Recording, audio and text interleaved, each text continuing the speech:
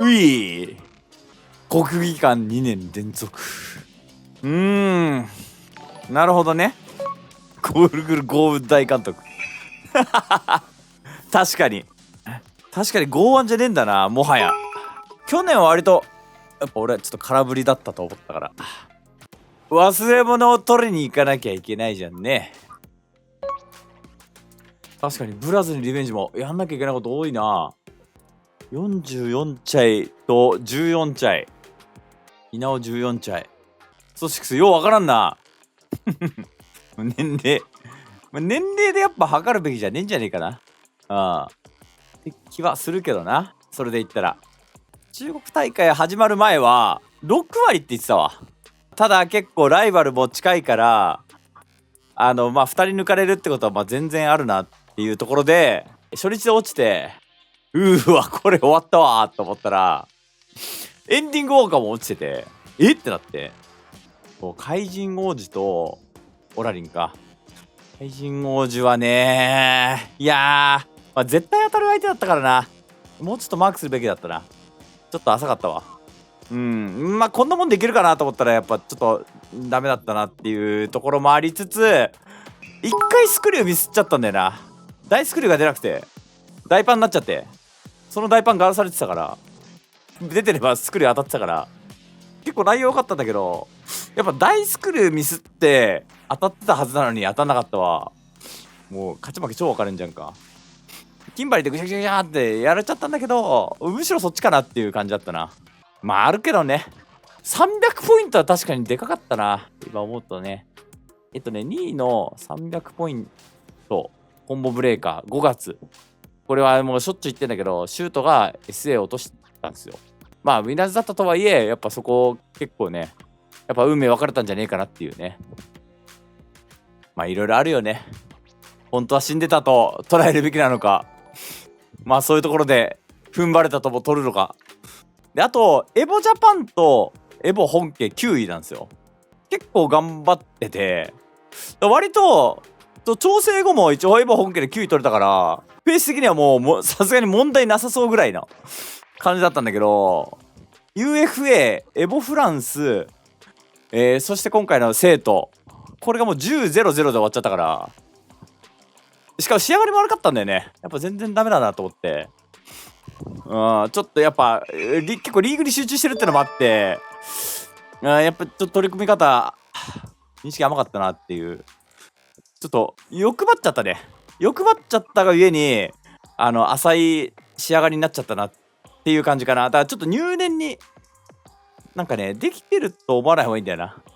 これ本当にお前できてるかみたいなのをなんか都度確認するじゃないけど、そういうのが多分傲慢なんだよな。これできてる A と B と C はできてるもんとして D を頑張ろうみたいな、そうするとお前 A できてねえじゃんみたいなことになっちゃうのよ。2キャラ運用みたいなこともあって、ちょっとテンポロスに見えがちやっぱなっちゃうっていうところなんかね、それを全部踏まえて頑張りたかったんだけど、ちょっと仕上がりは絶対悪そうだなみたいなのがちょっとリーグの仕上がりは俺は悪くないなと思ってんだけどね。いやむずい、マジむずいっすねこれはね。決まった瞬間は他力だったからな。俺がだって寝そべってようがねえ、ジャンプしてようがねえ、飯食ってようがもう変わんねえからね。やっぱ他力ってるわ。決まった瞬間は時戸が一回落ちた後にノアがウィナーズからルーザーズに落ちた瞬間に決まったんだよね。あらっつって、じゃそのライバルのノアと時戸がいたんだけど、2人とも負けで終わったの。これはさすがに都合良すぎるなと思って、マジかこんなことあんのと思って、わらだって感じだったんだけど、その後のねリプライだったりとかね、もうスマホが鳴りやまない状態になって決まった瞬間にこんな反応してもらえるのみたいになって、それでちょっと感慨深い感じになって、うわーっつって、そこでちょっと実感が来たね。もう圧倒的他力豪運クソ野郎だったのに、スマホが一生プルプルしてるからマジかっつって、こういうなんかまあ勝負事じゃないけど、まあなんかいろんなね巡り合わせみたいなのね、やっぱまああるっちゃあるんだけどさ、スト6の1年目の DFM がね SFL でね、すっげえ点数が少ない状態から結構大逆転的な感じでポイント積み上げた形で最後に他力になった時に藤村対ガッチくんの組み合わせで、まあ、他力の状態決まったみたいなのがあってね、さすがやっぱねそういうところでこうついてんじゃねえかなっていうね。中国大会始まる前ね 60% ぐらいだと思ったんだけどね、あと仕上がりもちょっとは全然どうなるか分かんねえなっていう。やっぱ2キャラ手を出すっていうのはねちょっと勝負手なんだよね。絶対カプコンカップ出るだけだったら絶対残機一つとかにしといた方があれなんだけど、後々例えば足んなかったなみたいな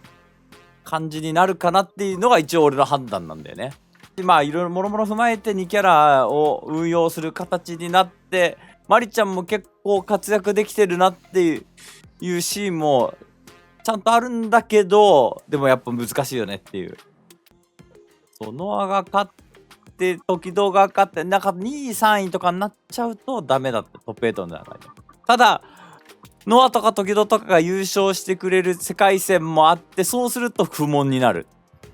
だ時々には2位はダメだけど優勝ならいいよっつってすぐそういう言い方で遊んでたっていうね。いやなんかまあウィナーズファイナルなんか結構ノアも時々も上がりそうだなっていうウィナーズファイナルにと思ってたらね、結構2人とも落ちてみたいな。まあどっちかが勝ち上がって優勝するルートが本命かなとかね、こういろいろ思ってたけどね。あとはパンクがトップ8に入ってなかったら、トップ8入ってなかったら相当硬かった。90% ぐらいあったね。パンクがウィナーズから落ちて、まあ、DCQ に負けたっていうのは途中あって、これはパンクがトップ8残らなかったら、トップ8入んなかったらめっちゃ嬉しいなと思ったら、トップ8入っちゃってちゃんと、わ大ピンチみたいになって、俺の生存がもうグワングワンしてたんだよね。エンディングウォーカーが落ちたし、俺が落ちてエンディングウォーカーも落ちた瞬間はむしろ確率上がったと思った。俺死んでるんだけど、これむしろ確率上がってねえかみたいな、結果的に。そうジェットコースターだったんですよね。スタート GG を見てる感じだと結構そのシード権持ちもねメナとか入ってたから、まあ割とまあいつもみたいにメナが優勝してとかさ、やっぱ言うて有力どころが上に来るかなと思ったら結構来ないやつらお前ら来いよみたいな感じだったんだけど、っていうのを俺が負けた後にまあ別に俺がどうこう考えても別にほら飯食ってようがジャンプしてようがもう変わんねえからっつってでもやっぱ感情しちゃうんだよね。いやこいつがここで勝って、いやこの世界で熱いなみたいなね。こいつが負ければ結構ノアここで負けやすいんじゃねえかとかね。やっぱ川山用が止まんなくなっちゃってね。しかも面白くてね。まあでも確かにね最後のねCPT はねそのねまあ誰が抜けるかみたいなところでまあそのねメインのトーナメントプラスそのポイントチキチキポイントレースのね見どころもあって、まあなんかやっぱコンテンツが増えてるみたいなのがまあ良かったんじゃねえかなっていう。あとはねまあちょっと総括的な視点も今回ちょっとねまあ暇だったからさ、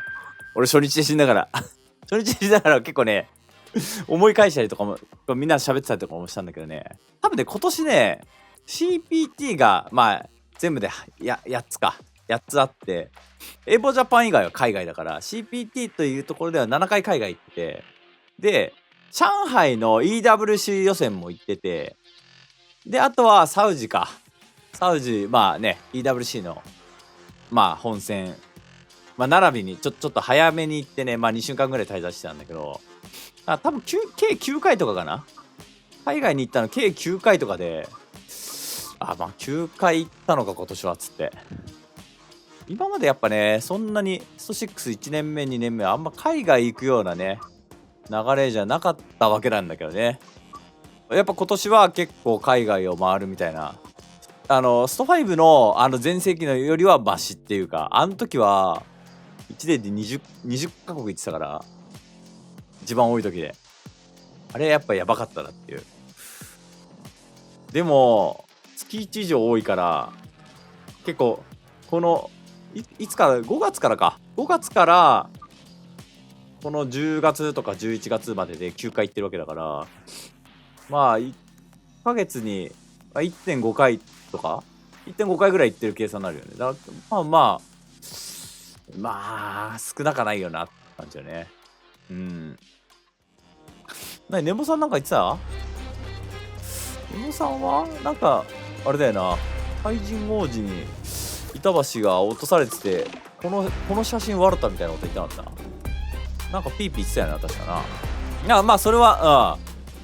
なんかまあそこまでは見てたね。なんかサイズってた気がすんだよな。うん。